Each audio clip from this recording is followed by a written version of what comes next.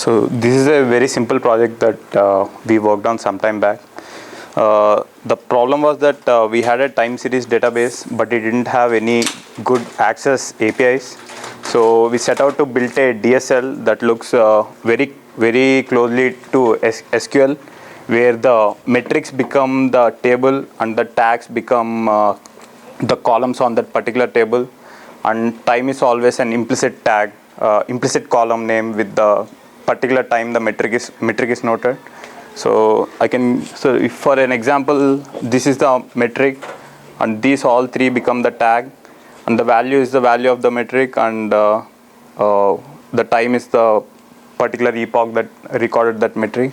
And these tags are essentially realization of that logical entity, which is the proc load average, which is for every host. This is this is inspired by a DSL put out by a library, another database called InfluxDB. So you can check that out. How do you read the first line? So if you want to calculate the amount of network egress, so you just say the procnet bytes, and you derive the value over time so that you can get the Mbps, and then and you divide by capacity to know the utilization, and then for each host and in this particular data center which we have. So we set out to build this SQL DSL, and then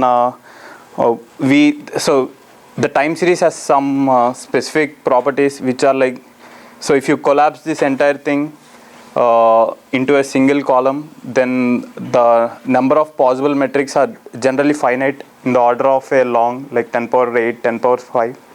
So when we try to use the Java frameworks, there are many of them. The one thing we found is they don't take advantage of this property, where this is just a stream with the time tags, and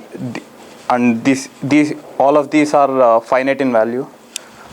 So Java framework doesn't take advantage of this property. So if you want to join somewhere, it will try to read the entire time, and it will also think of time as a particular column and try to do very big multiple join, and it is kind of painful. So we try to build our own thing with Clojure, but realize some interesting properties, the way Java frameworks work, and when you write your custom thing in Clojure works. So this talk is specifically about the expression evaluation that happens in any SQL query, where part of the select or part of the where. So the entire where clause is just an expression evaluated on the time series tuples. So give an example how it happens in the Java world is, you have these tons of objects for each type, which is like int object inspector, list object inspector, struct object inspector, and also for each operator you have like generic UDF So these are real class names copied from Hive, and there are like hundreds, or I think at least 100 of them. And then you build a huge nested object by nesting each one of them.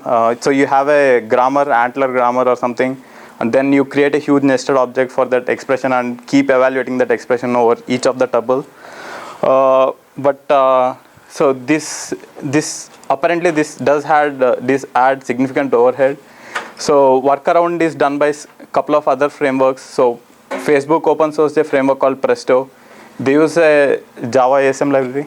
Java ASM library, and generate the bytecode directly.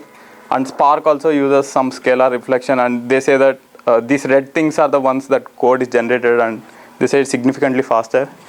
But when it comes to Clojure or any Lisp, what we do is you use macros directly, and you go from the expression to directly the function to operate, which represent that expression, and then you use the existing Lisp functions, map, reduce, filter, and directly operate on the stream of tuples. So it took me very less time. Like in an around a week, I was able to at least get a very good POC because of the generative coding, where I can just generate the functions directly, and we use the existing map, reduce, and filter functions to finish it. So yeah, that's it.